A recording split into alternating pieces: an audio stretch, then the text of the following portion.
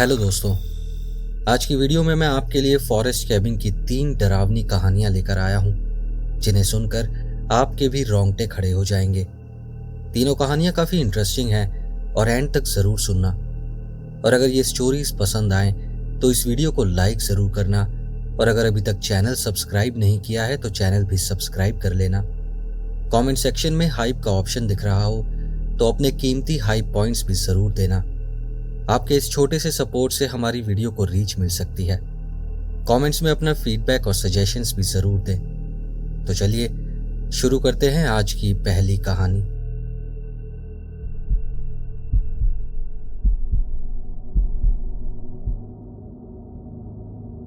जब मैं और मेरा बड़ा भाई काफ़ी छोटे थे, हमारे मॉम डैड की आर्थिक हालत बहुत अच्छी नहीं थी। मॉम को हमें पैदा करने और हमारी देखभाल करने की वजह से पिछले 2 साल से कोई रेगुलर नौकरी नहीं मिली थी, और डैड का करियर भी अभी बस शुरू ही हुआ था। लेकिन हमारी फैमिली के लिए इतना स्ट्रगल और इतनी मेहनत करने के बीच उन्हें सच में एक छुट्टी की ज़रूरत थी। लेकिन प्रॉब्लम ये थी कि हमारी फाइनेंशियल कंडीशन के कारण वो छुट्टी काफ़ी कम बजट में होनी थी। उन्हें कैस्केड्स के जंगलों में एक सस्ता सा लॉग कैबिन मिला, जो 1 हफ्ते के लिए बस $100 के आसपास में मिल रहा था। कैबिन के मालिक ने उन्हें बताया था कि वो जगह काफ़ी शांत, एकांत में और भीड़भाड़ से काफ़ी दूर है, और मेरे पेरेंट्स ने बस ये चेक किया कि वो जगह बच्चों के लिए सुरक्षित है या नहीं। आसपास कोई पानी की झील या कोई नदी तो नहीं है। और फिर उन्होंने जून या जुलाई में उस कैबिन को 5 दिन के लिए बुक कर लिया। उस समय मुझे जानवरों और नेचर में बहुत दिलचस्पी थी, आज भी है। और मेरा भाई वैसे भी काफ़ी शांत स्वभाव का था। उसे कहीं भी ले जाओ, वो खुद को बिजी रखने का कोई ना कोई तरीका ढूंढ ही लेता था। तो जब हम कैबिन पहुंचे, हम दोनों ही नई जगह को लेकर काफ़ी एक्साइटेड थे।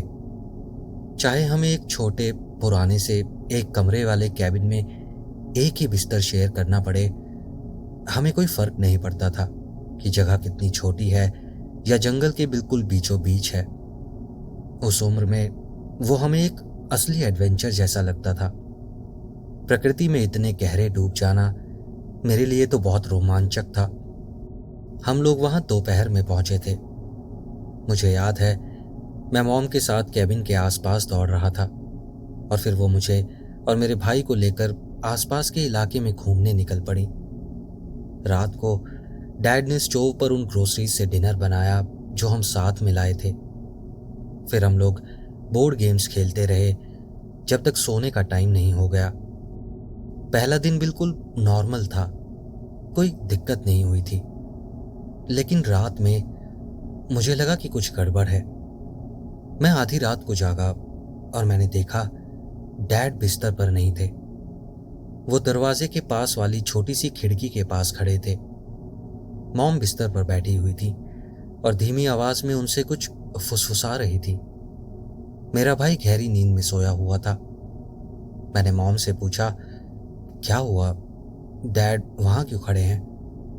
मेरी आवाज सुनकर वो दोनों थोड़ा चौंक गए। शायद मैंने उन्हें डरा दिया था। फिर उन्होंने कहा, डैड को नींद नहीं आ रही, बिस्तर शायद थोड़ा छोटा है, तो वो बस अभी मॉम को सोने दे रहे हैं और उसके बाद फिर खुद आकर सो जाएंगे।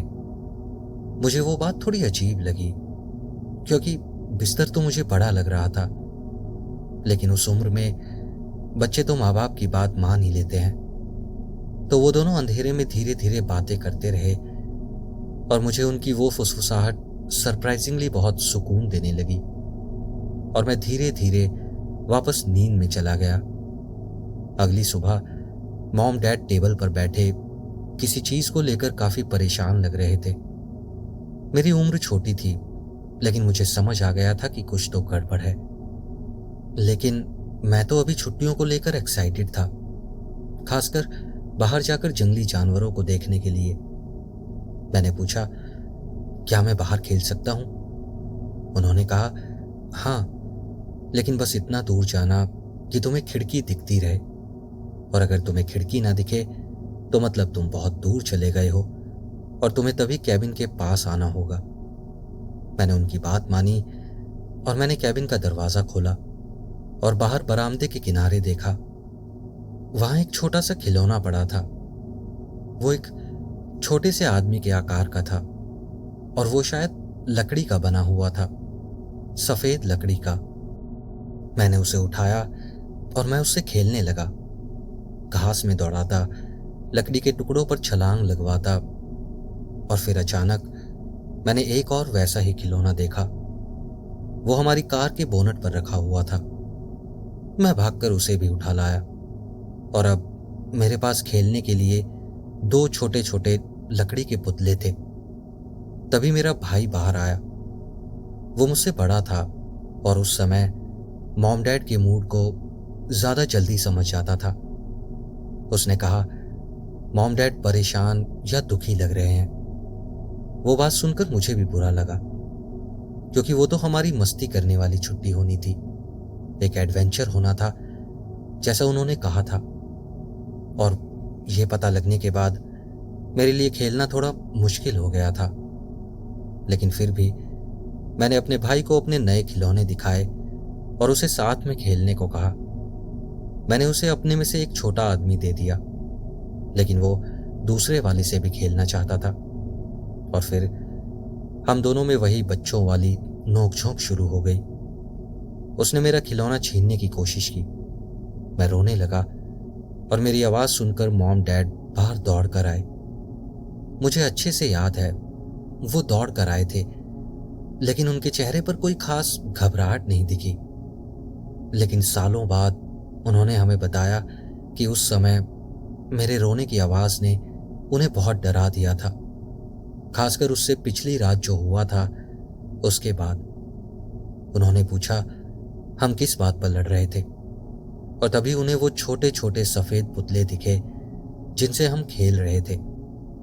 जैसे ही डैड ने वो पुतला मेरे भाई के हाथ से लिया, उन्होंने हमसे तेज तेज पूछना शुरू कर दिया, ये कहां से मिले, बताओ इन्हें कहां से लेकर आए हो। उनकी आवाज में इतना गुस्सा था कि मेरा भाई भी रोने लगा।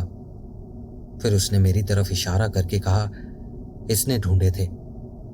मैं पहले से ही अपसेट था, लेकिन फिर और भी बुरा लगा, क्योंकि अब लग रहा था शायद उन पुतलों से खेलने पर हमें डांट पड़ेगी।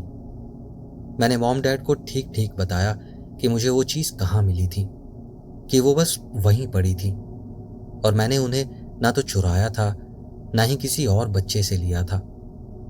मेरे लिए तो वो बिल्कुल नॉर्मल सी बात थी। मैं तो बस छोटे छोटे लकड़ी के खिलौनों से खेल रहा था। मुझे बिल्कुल भी अंदाजा नहीं था कि वो असल में लकड़ी के बने ही नहीं थे।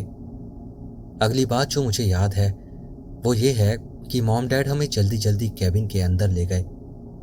फिर बड़े अजीब तरीके से उनका रवैया बदल गया। उन्होंने हमें भरोसा दिलाया कि हम किसी मुसीबत में नहीं हैं, हमने कुछ गलत नहीं किया है, और वो हमसे नाराज भी नहीं है। मॉम मुझे और मेरे भाई को दिलासा देने लगी, लेकिन मैंने देखा कि डैड एकदम तेजी से, जैसे 100 मील प्रति घंटे की रफ्तार से हमारा सारा सामान फिर से सूटकेस में भर रहे थे। वो भी मुस्कुराने की कोशिश कर रहे थे ताकि हमें डर ना लगे, लेकिन साफ था वो हमें वहां से निकालने की तैयारी कर रहे थे। फिर दोनों ने कहा कि उन्हें हमें घर जल्दी ले जाना पड़ेगा, क्योंकि डैड को किसी काम पर वापस जाना है। मुझे याद नहीं कि उन्होंने क्या बहाना बनाया था, लेकिन उन्होंने वादा किया कि यह हमारी किसी गलती की वजह से नहीं है और हम घर जाकर अपने बैकयार्ड में खेल सकते हैं। मैंने पूछा, क्या मैं उन छोटे छोटे खिलौनों को घर ले जा सकता हूं? लेकिन दोनों ने एक साथ बड़े गुस्से में नहीं कह दिया। मुझे लगा शायद मैंने सच में कुछ गलती कर दी है, क्योंकि पूरी घटना उन 2 सफेद नक्काशीदार खिलौनों के इर्द गिर्द घूम रही थी। शायद 10-15 मिनट के अंदर, मुझे ठीक से टाइम नहीं पता, लेकिन बहुत जल्दी हम फिर से कार में बैठकर अपने घर वापस जा रहे थे। गाड़ी में माहौल बहुत तनावपूर्ण था और वो तनाव लगभग पूरे दिन बना रहा। लेकिन अगले दिन मॉम हमें बैकयार्ड में ले गईं और बोली कि हम अपना खुद का नेचर प्ले सेशन यहीं कर सकते हैं। हमारा बैकयार्ड थोड़ा छोटा था, लेकिन फिर भी मजा आया। हमने चिड़ियों को देखा, कभी कभी कोई गिलहरी भी दिख जाती। हम दोनों बहुत खुश थे। फिर हमने छोटा सा पिकनिक बनाया, घास में धूप में भागे दौड़े, और एक दिन के अंदर कैबिन वाली सारी परेशानी मेरे और मेरे भाई के दिमाग से निकल गई। अब लगभग 20 साल बाद छुट्टियों में मैं और मेरा भाई क्रिसमस डिनर के लिए घर पर आए थे। हम टीवी रूम में बैठकर पुरानी बातें कर रहे थे जब मेरे भाई ने अचानक बचपन वाली उस अधूरी कैबिन ट्रिप का जिक्र कर दिया। उसे अब भी वो 2 छोटे छोटे खिलौने याद थे, लेकिन उसे ये याद नहीं था कि मैंने उन्हें चुराया था या मुझे वो कहीं मिले थे, या फिर मॉम डैड इतनी अजीब तरीके से नाराज क्यों हुए थे। मॉम डैड ने एक दूसरे को ऐसे देखा जैसे कह रहे हों, लो ये तो शुरू हो गए। फिर डैड ने कहा, तुम बताओगी या मैं बताऊं? मॉम ने बस सर हिलाया और अपना चेहरा ढक लिया, जैसे वो उस वाक्य को याद भी नहीं करना चाहती थी। तब डैड ने हमें असली कहानी सुनानी शुरू की, जो मैं अब आपको भी बताऊंगा। याद है, मैंने बताया था कि उस रात में मैं नींद में उठा था और मैंने देखा था कि डैड बिस्तर पर नहीं थे और मॉम से धीरे धीरे फुसफुसा रहे थे। असल में हुआ ये था, जैसे ही वो लोग सोने लगे थे, डैड ने बाहर किसी के चलने की आवाज सुनी थी, लेकिन वो बस यूं ही किसी के गुजरने की आवाज नहीं थी। वो कदमों की आवाज धीमी और बहुत संभल कर की जा रही थी, जैसे कोई चाहता नहीं था कि उसकी आहट सुनाई दे। और इसीलिए डैड रात को खिड़की से बाहर झांक रहे थे। मैंने तो उस वक्त नहीं देखा था, लेकिन उनके हाथ में किचन वाला चाकू भी था। वो एकदम तैयार थे कि अगर कोई दरवाजा तोड़कर अंदर घुसा तो। उस रात वो दोनों काफी डर गए थे, लेकिन फिर भी वो छुट्टियां कैंसिल नहीं करना चाहते थे।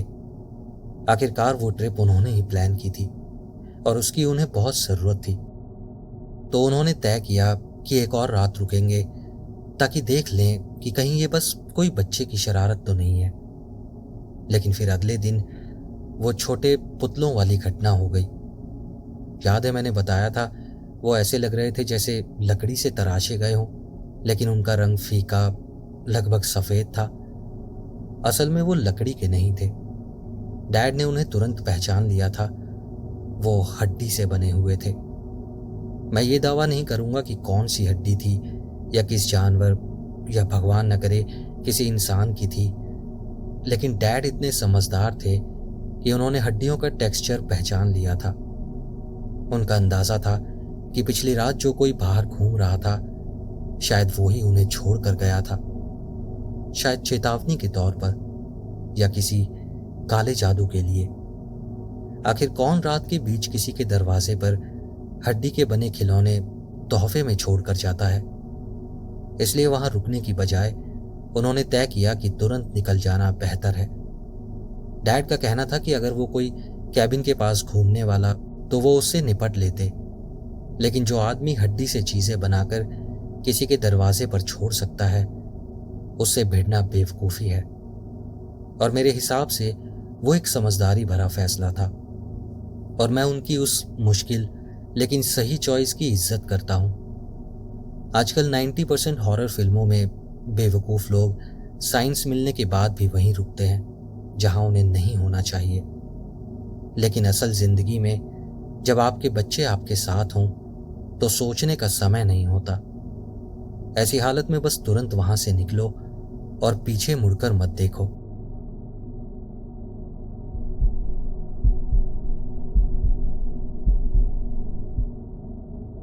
मैं मोंटाना में शौकिया फुटबॉल खेलता हूं। अब तक मैं कई अलग अलग टीमों के लिए खेल चुका हूं, लेकिन 2014 का एक मैच मेरे लिए बहुत बहुत बुरी तरह से खत्म हुआ। उस मैच में मुझे जोर की चोट लगी, इतनी जोर की कि मैं बेहोश हो गया था।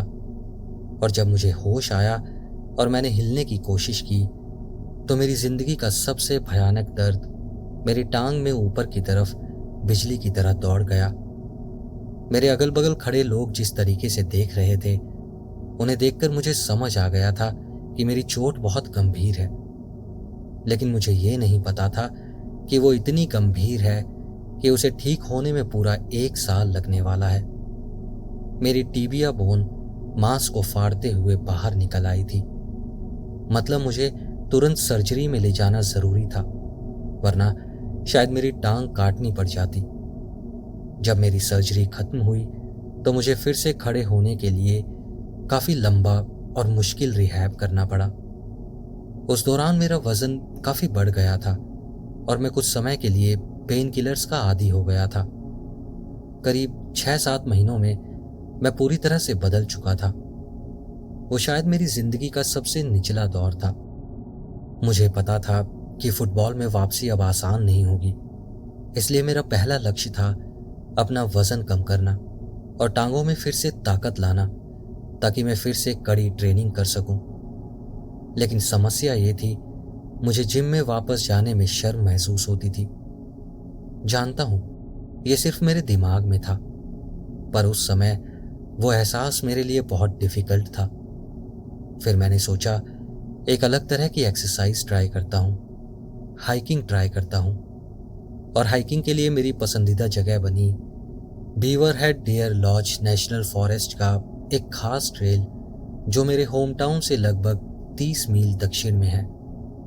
मैं रोजाना वाइज रिवर नाम के छोटे से टाउन तक ड्राइव करता, अपना ट्रक एक छोटे सैलून के पास पार्क करता, जिसके मालिक से मेरी अच्छी खासी जान पहचान हो गई थी, और फिर राउंड टॉप माउंटेन पर हाइक करने निकल जाता। मैं हर बार कोशिश करता था कि शिखर के और करीब पहुंच सकूं, लेकिन बढ़ते हुए वजन और कमजोर पिंडली के साथ शुरुआत में वो हाइक जानलेवा लगती थी।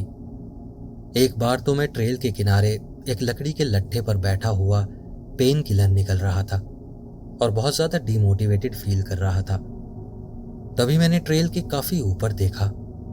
वहां एक लकड़ी का कैबिन था जो एक पहाड़ी के किनारे पर बना हुआ था, जैसे किसी राजा का घर हो जो नीचे घाटी को देख रहा हो। मैंने खुद से कहा, एक दिन मैं वहां तक जरूर पहुंचूंगा, और जब पहुंचूंगा तो अपनी पानी की बोतल ऐसे पीऊंगा जैसे वो एक शैंपेन हो। मैंने एक लक्ष्य बनाया कि गर्मियों के अंत तक मुझे किसी भी तरह उस कैबिन तक पहुंचना है, ताकि तब तक मेरी टांग भी ठीक हो जाए और मेरा वजन फिर से 190 पाउंड हो जाए। जुलाई का लगभग पूरा महीना मैं हफ्ते में कम से कम 2 बार राउंड टॉप पर चढ़ाई करता था, और हर बार मुझे वो हाइक थोड़ी आसान लगती। और फिर एक दिन मैं आखिरकार वहां पहुंच गया, और बाय गॉड उस कैबिन को पास से देखना वो एकदम अलग ही खुशी थी। लेकिन एक दिक्कत थी।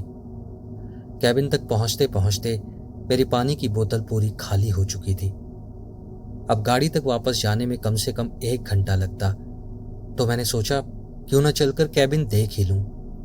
क्या पता कैबिन के पास कोई नल वगैरह हो जहां से मैं अपनी बोतल भर सकूं। मैं ट्रेल से उतरकर कैबिन जाने वाली पगडंडी पर मुड़ा, और जैसे ही मैं कैबिन के पास पहुंचा, मुझे अंदर से किसी के गाने की आवाज सुनाई दी। मुझे ये जानकर अच्छा लगा कि चलो कोई है और मुझे पानी मिल जाएगा। मुझे इस बात की चिंता नहीं थी कि वो मुझे पानी देगा या नहीं, क्योंकि जो इंसान अपने घर में इतनी तेज आवाज में गाना गा रहा हो, वो इतनी गर्मी में पानी मांगने वाले अजनबी को नहीं डालेगा। मैं कैबिन के बिल्कुल सामने पहुंचा। जैसा मैंने कहा, अंदर कोई आदमी गाना गा रहा था। आज भी मुझे वो लिरिक्स याद हैं। वो जेरी ली लुइस का गाना था, she even woke me up to say goodbye. वो गाना सुनने में तो हल्का सा कंट्री स्टाइल लगता था, लेकिन उसके बोल काफी उदास हैं। जिस तरह वो आदमी उसे जोर जोर से गा रहा था, या तो वो काफी अच्छे मूड में था या फिर बुरी तरह से नशे में था, और दोनों ही हालत में मुझे पानी तो मिल ही जाता। मैंने दरवाजा खटखटाया और अपनी मौजूदगी बताई, लेकिन कोई जवाब नहीं आया। मैंने सोचा शायद उसने ईयरबड्स या हेडफोन्स लगा रखे हैं, लेकिन तभी मैंने देखा कि दरवाजा थोड़ा खुला हुआ था। डरते हुए मैंने धीरे धीरे दरवाजे को धकेला ताकि अंदर झांक सकूं और हाथ हिलाकर बता सकूं कि मैं हूं। दरवाजा खोलते ही मैंने देखा वहां एक छोटा सा किचन और डाइनिंग रूम था जो खाली था, और गाने की आवाज बेडरूम से आ रही थी। शायद उसने मेरी आवाज सुनी ही नहीं थी। और वैसे भी पूरे कैबिन में शराब की तेज गंध भरी हुई थी, लेकिन हवा में कुछ और भी था, कुछ जो मेटल जैसा महक रहा था। इतने में कुछ सोच पाता तभी कैबिन का मालिक बेडरूम से बाहर आया, और वो पूरा नंगा था। उसके हाथ में एक जग था जिसमें शायद मूनशाइन या कोई घर में बनी शराब थी, लेकिन वो उसे पी नहीं रहा था, बल्कि फर्श पर चारों तरफ छिड़क रहा था। और जैसे ही हमारी नजरें मिली, उसके चेहरे पर एक ऐसा भाव आया जैसे किसी ने उसे चोरी करते हुए पकड़ लिया हो। और उसी पल मुझे बहुत घबराहट होने लगी। जैसे ही मैं खुले दरवाजे से पीछे हटने लगा, मुझे समझ आ गया कि वो मेरी मौजूदगी से इतना घबराया क्यों था। उस छोटे से कमरे के कोने में एक औरत जमीन पर बैठी थी। उसकी पीठ दीवार से टिकी हुई थी और उसके ठीक ऊपर खून का धब्बा था, जैसे वो किसी चाकू या गोली लगने के बाद धीरे धीरे दीवार से फिसलकर नीचे आ गई हो। वो देखते ही मैं मुड़कर भागने लगा। मेरे पास कुछ सोचने का टाइम ही नहीं था। मुझे बस ये पता था कि मुझे वहां से निकलना है। लेकिन जिस रास्ते से मैं आया था, अगर मैं उस तरफ भागता और उसके पास कोई बंदूक होती तो वो मुझे आसानी से शूट कर सकता था। इसलिए मैं उस कैबिन के साइड से पेड़ों के बीच से भागा ताकि मुझे ज्यादा कवर मिल सके। आपको याद दिला दूं, उस वक्त मैं ठीक से दौड़ भी नहीं सकता था। मेरी पिंडली अब भी जोर से दर्द कर रही थी। अगर मैं ट्रेल के रास्ते से भागता तो मैं आसानी से उसकी लाइन ऑफ साइट में आ जाता और फिर मुझे शूट करना बहुत आसान हो जाता। और मेरा डर सच हो गया। पीछे से एक जोरदार गोली चलने की आवाज आई। अजीब बात यह है, उस आवाज ने मेरे पैर का दर्द लगभग गायब कर दिया। कई बार मैं ढलान से लुढ़कने ही वाला था और ज्यादातर वक्त शायद मैं अपनी कमर के बल फिसलता हुआ नीचे आया। आखिरकार मैं एक ऐसी जगह पहुंचा जहां मुझे लगा कि अब सुरक्षित हूं और अपना फोन निकालकर 911 को कॉल कर सकता हूं। मैंने पुलिस को बताया कि वहां एक लाश है और मेरे ऊपर गोली चलाई गई है और वो आदमी शायद अपना कैबिन जलाने वाला है, तो जल्दी से वहां पहुंचे।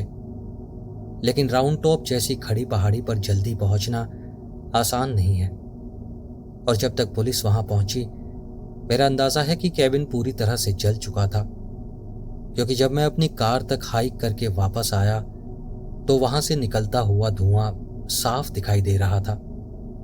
घर लौटने के बाद जब पुलिस मुझसे पूछताछ करने आई, तब मुझे पूरी कहानी पता चली। उनके मुताबिक उस आदमी ने अपनी पत्नी का फोन चेक किया था और उसे पता चला कि वो धोखा दे रही थी। फिर उसने गुस्से में आकर अपनी पत्नी को गोली मार दी। लेकिन जो मैंने नहीं देखा था वो ये था कि उसने अपने 2 बच्चों को भी मार डाला था और उनकी लाशें बेडरूम में बिस्तर पर रखी थी। फिर पूरे घर में शायद कोई घर पर बना शराब जैसा लिक्विड छिड़क दिया। मेरे ऊपर गोली चलाने के बाद वो वापस अपने कैबिन में गया, वहां आग लगाई और फिर बाहर आकर अपने सर में गोली मार ली। पुलिस के लिए वो केस एकदम सिंपल था। ज्यादा इन्वेस्टिगेशन की जरूरत नहीं थी, ज्यादा सवाल नहीं थे। बस एक पागलपन भरी घटना थी जिसे शायद भुला देना ही बेहतर है। लेकिन मैं उस घटना को कभी भूल नहीं पाया। हर बार जब मैं दक्षिण की पहाड़ियों की तरफ देखता हूं तो मुझे वो आदमी याद आ जाता है जो अपने ही बच्चों की जान लेने के बाद खुद से गाना गा रहा था। मुझे आज तक समझ नहीं आया उसने अपने बच्चों को क्यों मारा। कोई इंसान अपने बच्चों की जिंदगी इतनी आसानी से कैसे ले सकता है। मेरा मानना है कि अच्छी चीजें हमेशा थोड़ी देर की मेहमान होती हैं, लेकिन राउंड टॉप पर जो मैंने देखा उसने ये भी साबित किया कि बुरी चीजें काफी लंबे समय तक हमारे साथ रह जाती हैं।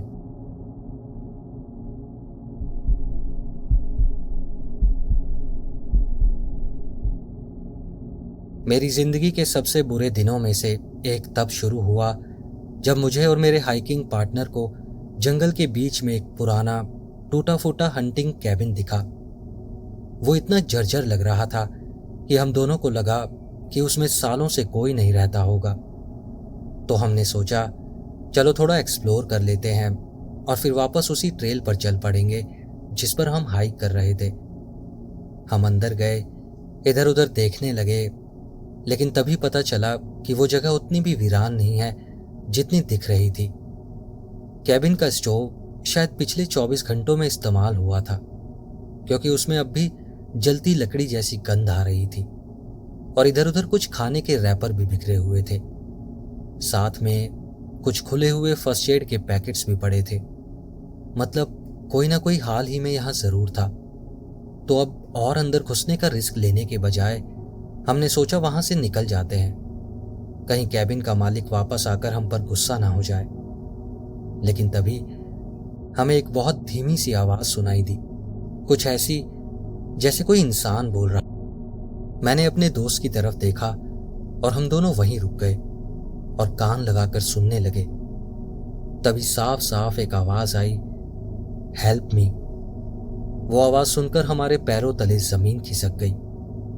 हम चारों तरफ देखने लगे, कहीं कोई हैच या दरवाजा वगैरह तो नहीं है।